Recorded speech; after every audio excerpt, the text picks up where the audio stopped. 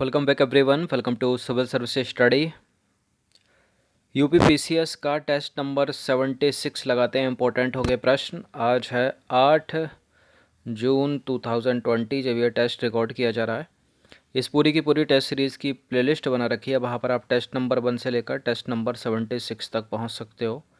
उसका link description box में दे रखा है, तो एक एक करके सबका रिविज़न करते रहिए। तो चलिए स्टार्ट करते हैं। क्वेश्चन नंबर 1 है, निम्नलिखित कथनों पर विचार करना है। 2 स्टेटमेंट है यहाँ पर और बताना है कि आपको इनमें से कौन सा करेक्ट है। आयोडीन एक प्रबल जीवाणुनाशी है। आयोडीन और एथाइल अल्कोहल का मिश्रण टिंचर आयोडीन कहलाता है। करेक्ट कौन सा है इनमें? देखिए करेक्ट है पहला, आयोडीन एक प्रबल जीवाणुनाशी है और आयोडीन और एथाइल अल्कोहल का जो मिश्रण है वो टिंचर आयोडीन कहलाता है। करेक्ट है दोनों के दोनों स्टेटमेंट। सी है इसका आंसर। तो देखिए उपरोक्त दोनों के दोनों यहाँ पर करेक्ट हैं। आयोडीन एक ठोस अधातु है। आयोडीन एक प्रबल जीवाणुनाशी है। इसका प्रयोग टिंचर आयोडीन बनाने में आयोडेक्स, आयोडोफॉर्म आदि कीटाणुनाशक एवं पीड़कनाशक दवाओं में किया जाता है। ठीक है। क्वेश्चन नंबर 2 है, कांच पर लिखने के लिए इनमें से किसका प्रयोग किया जाता है? Hydrochloric acid, hydrofluoric acid, chlorine dioxide या उपरोक्त में से कोई नहीं। देखिए आपने देखा होगा ग्लास पर या कांच पर लिखना इतना आसान नहीं होता। पेंसिल, पेन या मार्कर उस पर काम नहीं कर पाते। तो इसमें यूज़ किसका होता है? वो हाइड्रोफ्लोरिक एसिड का। किसका? हाइड्रोफ्लोरिक अम्ल का। आजकल पढ़ाने के लिए भी ग्लास के बोर्ड आ रहे हैं, उन पर जो पेन होती है वो हाइड्रोफ्लोरिक की स्याही होती है उसमें, तभी वो लिख पाता है। तो देखिए कांच पर लिखने के लिए हाइड्रोफ्लोरिक अम्ल का जो है प्रयोग किया जाता है। सीधे सीधे नाम याद रखिए। क्वेश्चन नंबर 3 है, निम्नलिखित कथनों में से कौन सा एक कथन जो है वो असत्य है इनमें से? विकल्प ए है, लेमिनेरिया नामक समुद्री घासों में आयोडीन प्रचुर मात्रा में पाया जाता है और लेमिनेरिया एक प्रकार की शैवाल का उदाहरण है। समुद्री पौधों एवं जीवों में आयोडीन युक्त कार्बनिक यौगिक के रूप में पाया जाता है। जो समुद्री पौधे और जीव होते हैं उनमें आयोडीन युक्त कार्बनिक यौगिक के रूप में पाया जाता है। 3 स्टेटमेंट तो ये हो गए और चौथा स्टेटमेंट में है उपरोक्त में से कोई भी नहीं। तो ये तो सारे के सारे करेक्ट हैं, तीनों के तीनों। गलत हमको ढूंढना है, तो गलत कोई है नहीं, तो इसका आंसर हो जाएगा डी। तो देखिए सारे के सारे करेक्ट हैं। लेमिनेरिया घास को अच्छी तरह सुखाने के पश्चात गहरे गड्ढों में सावधानी पूर्वक जलाने से जो राख प्राप्त होती है उसमें आयोडीन के रूप में आयोडीन की मात्रा 0.4% से 1.3% तक होती है और आयोडीन का प्रमुख स्रोत चिली में पाया जाने वाला सोडियम नाइट्रेट का निक्षेप है। क्वेश्चन नंबर 4 पर आ जाइए। सिगरेट के लाइटर में जो गैस भरी होती है उसका नाम क्या है? कौन सी गैस भरी होती है सिगरेट के लाइटर में? ब्यूटेन, मीथेन, एथेन या प्रोपेन? तो प्रोपेन नहीं होती, एथेन नहीं होती, मेथेन भी नहीं होती, मेथेन या मीथेन नहीं होती, वो ब्यूटेन होती है, ब्यूटेन। तो देखिए सिगरेट लाइटर में जो है ब्यूटेन का प्रयोग होता है। घरों में प्रयुक्त होने वाले सिलेंडरों में ब्यूटेन और प्रोपेन का मिश्रण होता है, जिसे उच्च दाब पर द्रवित करके लिक्विड फॉर्म में सिलेंडरों में भर दिया जाता है, जिसको बोलते हैं LPG, liquid petroleum gas. Question number 5 पर आ जाइए। निम्नलिखित पर विचार करना है। 2 स्टेटमेंट है यहाँ पर, बताना कि इनमें से कौन सा करेक्ट होगा। कुछ पदार्थ ऐसे होते हैं जिन्हें गर्म करने पर द्रव अवस्था में आने के बदले सीधे वाष्प में परिवर्तित हो जाते हैं। इस क्रिया को बोलते हैं सब्लिमेशन, मतलब ऊर्ध्वपातन। बेंजोइक अम्ल को ऊर्ध्वपातन के द्वारा शुद्ध किया जाता है। बचपन में पढ़ा होगा आपने, 9th में 10th में। करेक्ट हैं दोनों के दोनों स्टेटमेंट। इसका आंसर हो जाएगा ऑप्शन नंबर सी।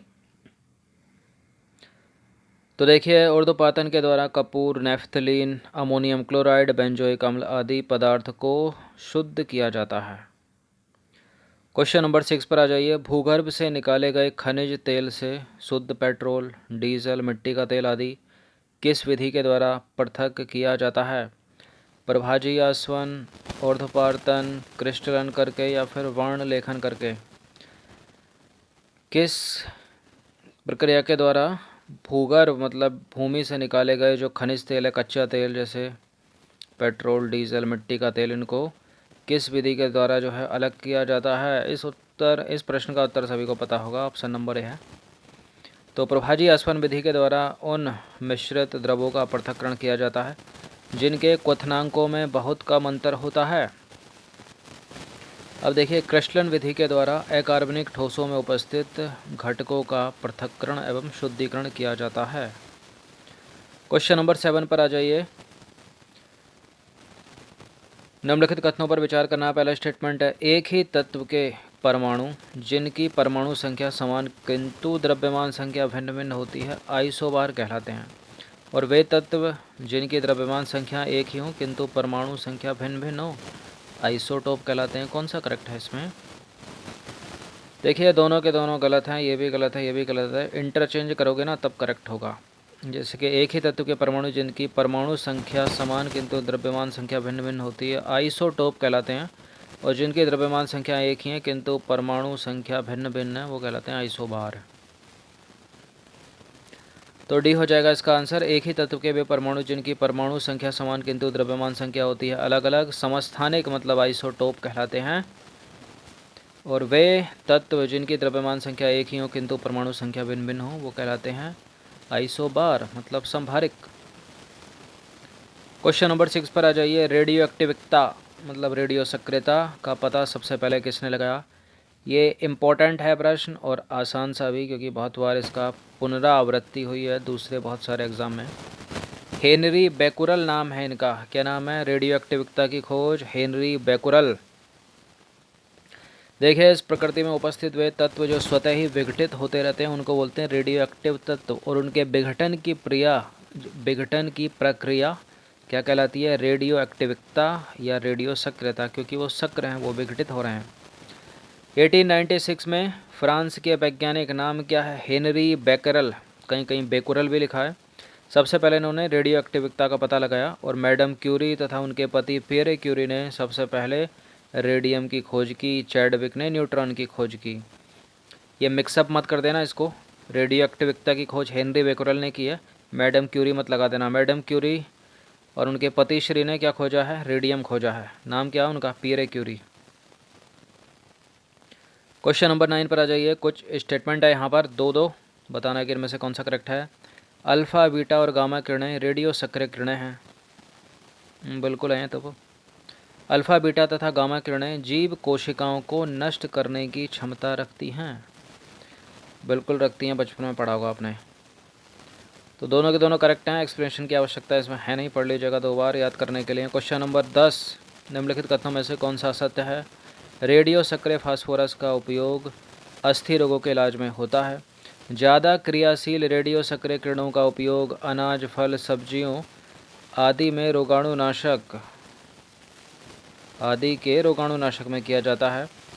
और ज़मीन के अंदर बिछाई गई जल पाइप नालियों, गैस पाइप नालियों तथा तेल पाइप नालियों में किसी प्रकार के छेद या रिसाव का पता लगाने के लिए रेडियो सक्रिय समस्थानिकों का उपयोग होता है। विकल्प डी है, रेडियो सक्रिय सोडियम का उपयोग रुधिर परिसंचरण तंत्र में उत्पन्न किसी प्रकार के विकार को ज्ञात करने में किया जाता है। चलिए बताइए, इनमें से 4 में से कौन सा एक गलत है? एक तो पक्का गलत है। देखिए, रेडियो सक्रिय सोडियम का उपयोग रुधिर परिसंचरण तंत्र में उत्पन्न, ये एक्स्ट्रा है, उत्पन्न किसी प्रकार के विकार को ज्ञात करने में किया जाता है, करेक्ट है। और ज़मीन के अंदर जो पाइपलाइन बिछाई जाती है, और गैस पाइपलाइन हो गई, तेल पाइपलाइन हो गई, इनमें छेद या रिसाव का पता लगाने के लिए रेडियो सक्रिय समस्थानिकों का उपयोग किया जाता है, भी करेक्ट है। रेडियो सक्रिय फास्फोरस का उपयोग अस्थि हड्डियों के इलाज में होता है, ये भी सही है। ये बी वाला गलत है, क्योंकि ज़्यादा क्रियाशील रेडियो किरणों का उपयोग नहीं बल्कि कम क्रियाशील रेडियो एक्टिव किरणों का उपयोग अनाज, फल, सब्जी आदि के रोगाणुनाशक में किया जाता है। देखिए, ज़्यादा अगर करेंगे, अधिक क्रियाशील करेंगे तो ये सभी रेडियो एक्टिव संदूषित हो जाएंगे ना, तो कम क्रियाशील का प्रयोग करेंगे। तो कम क्रियाशील सक्रिय रेडियो एक्टिव किरणों का उपयोग अनाज, फल, सब्जी आदि के रोगाणुनाशन में किया जाता है। क्वेश्चन नंबर 11 है, निम्नलिखित कथनों पर विचार करें। पहला स्टेटमेंट है, नाभिकीय रिएक्टर में मंदक के रूप में भारी जल तथा ग्रेफाइट का प्रयोग होता है। ये मोस्ट इंपॉर्टेंट है नाभिकीय रिएक्टर से बनने वाला जो प्रश्न है। देखिए, नाभिकीय रिएक्टरों में 3 चीज़ें होती हैं। एक तो मंदक। मंदक क्या होता है? मॉडरेटर, मतलब गति को कम करने वाला। किसका प्रयोग किया जाता है, ये अलग बात हो गई। एक हो गया नियंत्रक, नियंत्रित करने के लिए। नियंत्रित का मतलब तो क्या हो गया? बिल्कुल रोक देना। मंदक मतलब धीमा कर देना। एक होता है शीतलक, शीतल करने के लिए। तो ये 3 चीज़ें हैं, तीनों का उत्तर अलग अलग है और अलग अलग तरह से प्रश्न इसमें पूछा जा सकता है। जैसा कि पहला स्टेटमेंट बोला, नाभिकीय रिएक्टर में मंदक के रूप में मतलब मॉडरेटर के रूप में भारी जल ग्रेफाइट का प्रयोग किया जाता है, करेक्ट है। अगला देखते हैं, नाभिकीय रिएक्टर में सोडियम और पोटेशियम का प्रयोग नियंत्रण छड़ के रूप में किया जाता है। ये वाला गलत है, क्योंकि कैडमियम का प्रयोग जो है वो नियंत्रण छड़ के रूप में किया जाता है। सेकंड वाला इनकरेक्ट है, तो ए हो जाएगा इसका उत्तर। इस चीज़ को याद रखिएगा हमेशा। तो नाभिकीय रिएक्टरों में मंदक के रूप में मतलब मॉडरेटर के रूप में भारी जल D2 होता है ना, भारी जल, और ग्रेफाइट का प्रयोग किया जाता है। शीतलक के रूप में जो है सोडियम और पोटेशियम के द्रवित मिश्र धातु का उपयोग होता है। अगर बात करें नियंत्रण या नियंत्रक की, तो कैडमियम छड़ का प्रयोग होता है, याद रखिएगा। मंदक के रूप में किसका प्रयोग हो रहा है? भारी जल और ग्रेफाइट का। नियंत्रण या नियंत्रक के रूप में किसका प्रयोग हो रहा है? कैडमियम छड़ का। और शीतलक के रूप में किसका हो रहा है? सोडियम और पोटेशियम के द्रवित मिश्र धातु का। क्वेश्चन नंबर 12 है, निम्नलिखित कथनों में से कौन सा जो है वो असत्य है? चार स्टेटमेंट है, यहाँ पर बताना है कि इनमें से कौन सा है गलत। 4 विकल्प। अम्ल स्वाद में खट्टा होता है, एसिड स्वाद में खट्टा होता है। अम्ल नीले लिटमस पत्र तथा मिथाइल ऑरेंज को लाल कर देता है। और बेंजोइक अम्ल का उपयोग दवा तथा खाद्य पदार्थों के संरक्षण में किया जाता है। अम्ल का pH मान 7 से ज़्यादा होता है। देखिए, 7 से ज़्यादा थोड़ी होता है, बताया मैंने कई बार। ये 7 है। अगर इसके ऊपर जाओगे तो पदार्थ की स्थिति क्षारीय होती जाएगी, नीचे जाओगे तो अम्लीय होती जाएगी। हाँ, ऑप्टिमम रहती है। तो करेक्ट है, करेक्ट है, करेक्ट है, इनकरेक्ट है डी। तो अम्ल का pH मान जो होगा वो 7 से कम होता है, तभी तो अम्ल है। वो एसिड है, खट्टा है। अधिक हो जाएगा तो क्षारीय होता चला जाएगा। क्वेश्चन नंबर 13 पर आ जाइए। निम्नलिखित कथनों पर विचार करना। 2 स्टेटमेंट है, यहाँ पर बताना कि इनमें से कौन सा करेक्ट होगा। क्षार में तेल और गंधक को घुला लेने की क्षमता होती है। क्षार जो है ना, क्षार लाल लिटमस को नीला तथा मिथाइल ऑरेंज को गुलाबी कर देता है। देखिए, पहला वाला करेक्ट है, दूसरा इनकरेक्ट है, क्योंकि क्षार जो है लाल लिटमस को नीला तो करता है, लेकिन मिथाइल ऑरेंज को गुलाबी नहीं करता, पीला करता है, पीला। तो केवल एक हो जाएगा इसका आंसर। तो देखिए, क्षार जो है वो लाल लिटमस को नीला कर देता है और मिथाइल ऑरेंज को पीला करता है, गुलाबी नहीं करता है। क्षार में तेल और गंधक को घुला लेने की क्षमता होती है। क्षार फिनाप्थेलिन को गुलाबी करता है, फिनाप्थेलिन को गुलाबी करता है। ध्यान रखिएगा, मिथाइल ऑरेंज को पीला कर रहा है, फिनाप्थेलिन को गुलाबी कर रहा है। क्वेश्चन नंबर 14 पर आ जाइए। निम्नलिखित कथनों पर विचार करना। 2 स्टेटमेंट है, यहाँ पर बताना है कि इनमें से कौन सा करेक्ट होगा। वाटर गैस को बोलते हैं जल गैस। कार्बन मोनोऑक्साइड और हाइड्रोजन का आणविक मिश्रण है ये। प्रोड्यूसर गैस कार्बन मोनोऑक्साइड और नाइट्रोजन का मिश्रण है। करेक्ट है दोनों, गलत हैं दोनों, या कोई एक करेक्ट है, दूसरा इनकरेक्ट है? ये करेक्ट हैं दोनों के दोनों, सी है इसका उत्तर। तो देखिए, वाटर गैस को जो है भाप अंगार गैस भी कहते हैं। ये कार्बन मोनोऑक्साइड और हाइड्रोजन का आणविक मिश्रण होती है, याद रखिएगा। प्रोड्यूसर गैस को वायु अंगार गैस कहते हैं। ये कार्बन मोनोऑक्साइड तथा नाइट्रोजन का मिश्रण होता है, जिसमें आयतानुसार 2 भाग नाइट्रोजन और 1 भाग कार्बन मोनोऑक्साइड होता है। पढ़ा होगा अपने 10th में ये, अगर विज्ञान विषय रहा होगा तो, साइंस साइड। क्वेश्चन नंबर 15 है, नहीं है तो कोई नहीं, अब पढ़ लीजिए। क्वेश्चन नंबर 15 है, कांच के निर्माण तथा धातु निष्कर्षण में निम्नलिखित में से किस गैस का उपयोग होता है? कांच का निर्माण करना है हमको, धातु का निष्कर्षण करना है हमको, कौन सी गैस लगेगी? प्रोड्यूसर गैस, वाटर गैस, प्राकृतिक गैस या तेल गैस?